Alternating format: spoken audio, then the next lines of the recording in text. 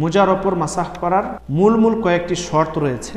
প্রথম শর্ত হচ্ছে ছোট বড় সব ধরনের নাপাকি থেকে পরিপূর্ণরূপে পবিত্রতা অর্জন করা, অর্থাৎ উজু করার পর মোজা পরিধান করতে হবে।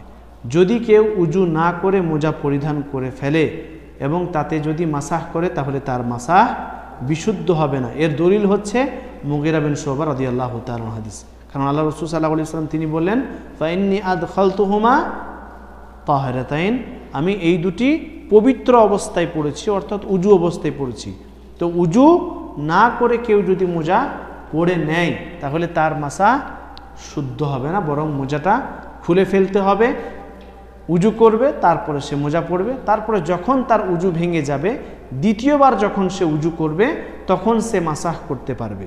তাহলে আমরা প্রথম শর্ত কি জানতে পারলাম?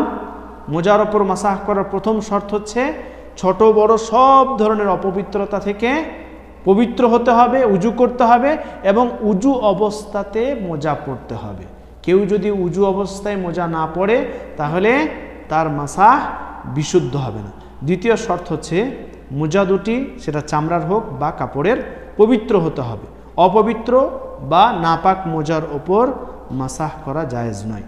তৃতীয় হচ্ছে ছোট নাপাকি থেকে পবিত্রতা অর্জন করা তথা উজুর ক্ষেত্রে মাসাহ করা জায়েজ, কিন্তু কারোর ওপর যদি গোসল ফরজ হয়ে যায় তাহলে তাকে মোজা দুটি খুলতে হবে, গোসল করতে হবে, ফরজ গোসল, তারপরে সে মাসাহ করতে পারবে, কিন্তু তার আগে সে মাসাহ করতে পারবে না। বোঝা গেল?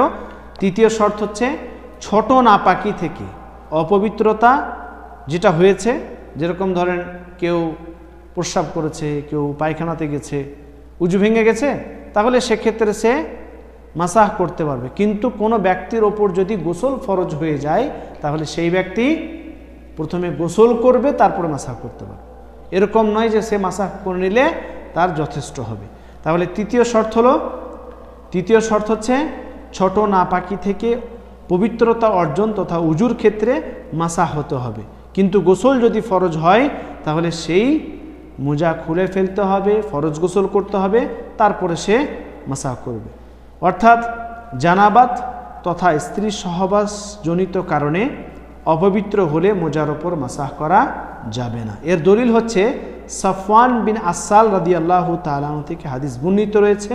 তিনি বলেন যে আল্লাহর রাসূল সাল্লাল্লাহু আলাইহি ওয়াসাল্লাম আমাদের নির্দেশ দিয়েছেন, আমরা যখন সফরে থাকি তখন আমরা যেন 3 দিন 3 রাত জানাবাত ব্যতীত, এখানে স্পষ্ট করা হয়েছে, জানাবাত ব্যতীত আমরা যেন মোজা না খুলি, অর্থাৎ প্রস্রাব পায়খানা বা ঘুমের কারণে যেন মোজা না খুলি।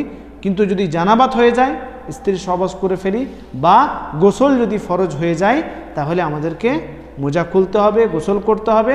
তারপরে যখন আপনি পবিত্রতা অর্জন করার পর মোজা পরবেন, দ্বিতীয়বার যখন আপনার উজু করার প্রয়োজন পড়বে তখন আপনি মাসাহ করতে পারবেন। চতুর্থ শর্ত হচ্ছে শরীয়ত নির্ধারিত সময়সীমার মধ্যে মাসাহ হতে হবে। আর শরীয়তের তরফ থেকে এর নির্ধারিত সময় হচ্ছে, যেটা আলী বিন আবু তালিব রাদিয়াল্লাহু তাআলা থেকে হাদিস বর্ণিত রয়েছে। আল্লাহ রাসূল সাল্লাল্লাহু আলাইহি ওয়াসাল্লাম তিনি বলেন, জাআলা রাসূলুল্লাহ সাল্লাল্লাহু আলাইহি ওয়াসাল্লাম সালাসাতা আইয়ামিন ওয়া লায়ালিয়াহুন্না লিল মুসাফির, মুসাফিরদের জন্য 3 দিন 3 রাত এবং ওয়া ইয়াওমান ওয়া লাইলাতান লিল মুকিম, এবং যারা মুকিম, যারা গৃহবাসী তাদের জন্য 1 দিন 1 রাত। অর্থাৎ মুকিমদের জন্য 1 দিন 1 রাত 24 ঘন্টা, আর মুসাফিরদের জন্য 3 দিন 3 রাত অর্থাৎ 72 ঘন্টা।